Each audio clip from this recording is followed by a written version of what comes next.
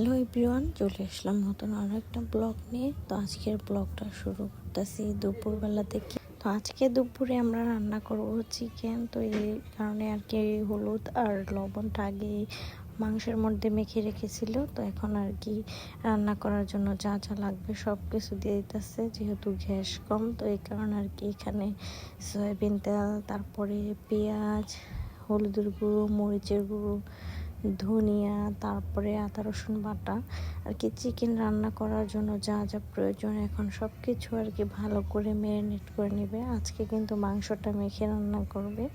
তো এখানে কিন্তু সব কিছু দেওয়ার পরে ভালো করে মেখে নেবে। সো এভরিওয়ান, তোমাদের কার কার এলাকায় প্রচণ্ড গরম পড়েছে আমাকে কিন্তু কমেন্ট করে জানাবে। দেশের অনেক অঞ্চলে কিন্তু বৃষ্টি হইতেছে, কিন্তু আমাদের এখানে কিন্তু অনেক গরম। আজকে 2 দিন যাবৎ এত পরিমাণ গরম পড়ছে, মানে দুপুর হইলে তো মানে আমাদের ঘরে থাকার মতো কোনো অবস্থাই থাকে না, এত পরিমাণ গরম লাগতেছে যা বলার বাইরে। তো এখানে কিন্তু মুরগির হাতা, তারপরে পা, এগুলো আর কি ভালো করে বেছে নিতেছে। আজকে আবার আফসানের ছোট ফুপ্পি এসেছিল সকালবেলা। তো আসার পরে যেহেতু আমার শরীর ভালো না, আফসানের ছোট ফুপ্পি যখনই আসে তখনই কিন্তু আমাদের কাজে অনেক হেল্প করে। তো এখন সে সব কিছু ভালো করে পরিষ্কার করে নেবে। এখানে আর কি পায়ের যে নখগুলো আছে এগুলো কাটতেছে। আর এখানে কিন্তু মাংসটা এখন ম্যারিনেট করবে। গ্যাসও অনেক ডিস্টার্ব করতেছে, দেশের অবস্থাও খুব খারাপ। গ্যাস নাই, তেল নাই, মানে সব কিছু নিয়ে মানুষের অনেক ভোগান্তিতে আছে।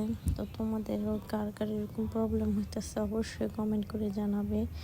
আর এই গরমের মধ্যে কি রান্না করব, কি খাবো তা নিয়ে অনেক টেনশন আছে আমরা সবাই। মানে গরম পড়লে কোনো কিছুই ভালো লাগে না, শীতের দিনটাই ভালো ছিল। আর এই গরমের মধ্যে প্রেগনেন্সি মাদের তো খুবই প্রবলেম। আমি তো এবার গরমে পুরোই শেষ। আমার যে কেমন লাগে মানে আমি কাউকে বুঝাতে পারবো না। আর হঠাৎ করে মনটা অনেক খারাপ হয়ে যায়, কেন জানি, মানে কোনো প্রকাশ করার ভাষা নেই। এই কতক্ষণ মানে অনেক ভালো লাগে, আবার কতক্ষণ অনেক খারাপ লাগে, মানে মুহূর্তেই সব কিছু একদম চেঞ্জ হয়ে যায়। তো সব কিছু মিলিয়ে আলহামদুলিল্লাহ, আল্লাহ আর কি যেভাবে রাখছে ভালো আছি। তো সবাই আমার জন্য দোয়া করবেন। আমার মনে হইতেছে এবার গরম মনে হয় আমার একেই লাগে নাকি, একটু বৃষ্টির খুব দরকার ছিল। আল্লাহ তুমি একটু বৃষ্টি দাও। এই গরমের মধ্যে মানে কোনো রান্নাই খেতে ভালো লাগে না, আর সব কিছুর মধ্যে মানে আমার এত পরিমাণ গন্ধ লাগে। আর এই গরম পড়াতে আমার এখন এত পরিমাণ প্রবলেম হয়েছে, মানে আমার কোনো কিছুই খেতে ভালো লাগে না, টাইম মতো গোসলও করতে ভালো লাগে না। আমার শরীরটা খুব খারাপ হয়ে গেছে। এদিকে রাফসানও খুব বিরক্ত করে, মানে হঠাৎ করে আর কি সিজনটা চেঞ্জ হওয়ার পরে মানে সব কিছুই এলোমেলো হয়ে গেছে। তো এখানে কিন্তু মুরগির যে চামড়াগুলো ছিল ওগুলো ভালো করে ক্লিন করে নিতেছে। মাংসের মধ্যে একটু চামড়া, হাতা, পা দিলে কিন্তু খেতে খুবই ভালো লাগে, কারণ এটা তো ব্রয়লার মুরগি। তো এখানে এগুলো সব কিছু দিলে কিন্তু খেতে একটু ভালো লাগে। গাইস, আমি কিছুই বুঝতে পারতেছি না এই গরমে আমি কিভাবে কি করব। এখানে কিন্তু আমার মাংসগুলো কষানো হয়ে গিয়েছে। তো এখানে অল্প পরিমাণ পানি দিয়ে দিতেছি, কারণ আজকে মাংসটা কষিয়ে রান্না করবে। আর কষানো মাংসতে বেশি ঝোল দিলে কিন্তু একদমই ভালো লাগে না।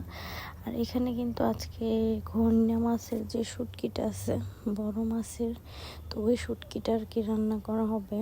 আমার কিন্তু মাংসটা খেতে বেশি ভালো লাগে না, শুটকিটা খেতে খুবই ভালো লাগে। আর আমরা কিন্তু শুটকি বেশিরভাগ পেঁয়াজ আর রসুন দিয়ে রান্না করি, কারণ আমাদের সবজি দিয়ে শুটকি রান্নাটা বেশি পছন্দ না।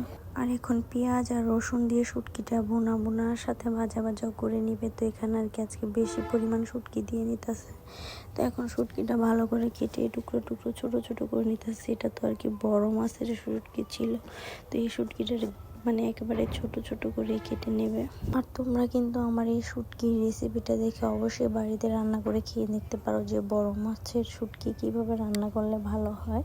তো এখন শুটকিগুলো আর কি ভালো করে তেল দিয়ে ভেজে নিতে হবে। আমরা কিন্তু প্রথমে গরম পানি দিয়ে শুটকিগুলো ধুয়ে নিয়েছি, তারপরে এখানে বেশি করে তেল দিয়েছি। তেল দিয়ে কিন্তু আর কি ভাজা ভাজা করতেছি, যে এখন কিন্তু শুটকিটা ভাজতে ভাজতে প্রায় লাল, মানে একেবারে লাল কালার করে ফেলেছে। তো এখন আর কি আর একটু ভাজা ভাজা করে নেওয়ার পরে এখানে আর কি পেঁয়াজ, তারপর রসুন দিয়ে দিবে। কারণ শুটকিটা ভাজার পরে আর কি পেঁয়াজটা দিতে হবে, না হলে পেঁয়াজ আগে দিলে আর কি পেঁয়াজগুলো পুড়ে যাবে। তো এখানে কিন্তু প্রায় অনেক পরিমাণ পেঁয়াজ দিয়েছে, যেহেতু শুটকিটা শুধু পেঁয়াজ আর রসুন দিয়ে রান্না করা হবে, এখানে আমরা অন্য কোনো সবজি দিয়ে রান্না করব না। তো এর জন্য আর কি এখানে ভালো করে পেঁয়াজ রসুন দিয়ে ভাজা ভাজা করে নেব।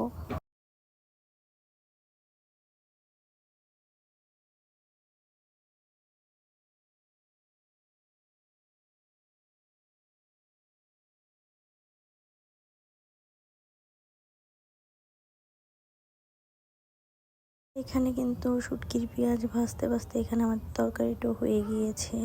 তো এখন আবার এখানে আদা রসুন বাটাও দিয়ে দিব, যেহেতু পেঁয়াজ ভাজা ভাজা হয়ে গিয়েছে। এখন আদা রসুন আমরা একসাথে ব্লেন্ড করে রাখি, তো পরিমাণ মতো আর কি আদা রসুন বাটা দিয়ে ভালো করে এখন ভাজা ভাজা করব।